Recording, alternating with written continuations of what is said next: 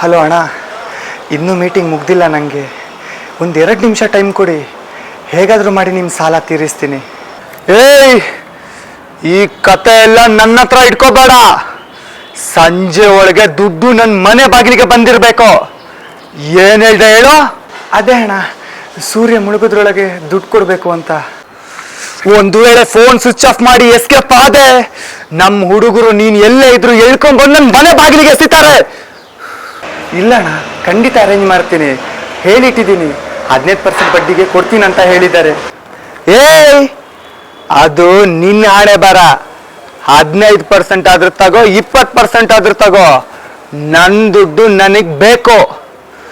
ಇದು ನಾನು ನಿನಗೆ ಕೊಡ್ತಿರೋ 3ನೇ ವಾರ್ನಿಂಗ್. ಇಲ್ಲ ಅಣ್ಣ, ಇದರಲ್ಲಿ ನಂದೇನು ತಪ್ಪಿಲ್ಲ. ದುಡ್ಡು ತಗೊಂಡಿದ್ದು ಹಾಸ್ಪಿಟ್ಲಲ್ಲಿ ಅಡ್ಮಿಟ್ ಆಗಿರೋ ನನ್ನ ಫ್ರೆಂಡ್ ತಂದೆ ಆಪ್ರೇಷನ್ಗೆ ಅಂತ. ಆದರೆ ಈಗ ಅವರೇ ಉಳ್ದಿಲ್ಲ.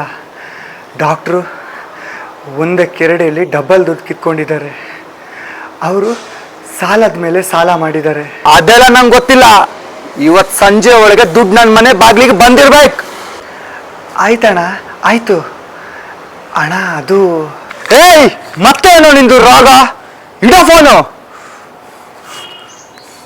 ಛೇ, ಏನು ಮಾಡಲಿ? ಎಲ್ಲಿಂದ ದುಡ್ಡು ತರಲಿ? ಇಷ್ಟೊತ್ತಾದರೂ ದುಡ್ಡು ತಂದು ಕೊಟ್ಟಿಲ್ಲ. ಇನ್ನಿವನ್ನ ನಂಬಿದ್ರೆ ಕಷ್ಟ. ಏನು ಮಾಡಲಿ? ಹೇಗಾದರೂ ಮಾಡಿ ಅಪ್ಪನ ಕೈ ಕಾಲು ಹಿಡ್ದಾದ್ರೂ ಸರಿ, ಅವನ ದುಡ್ಡು ಅವನಿಗೆ ವಾಪಸ್ ಕೊಡಬೇಕು.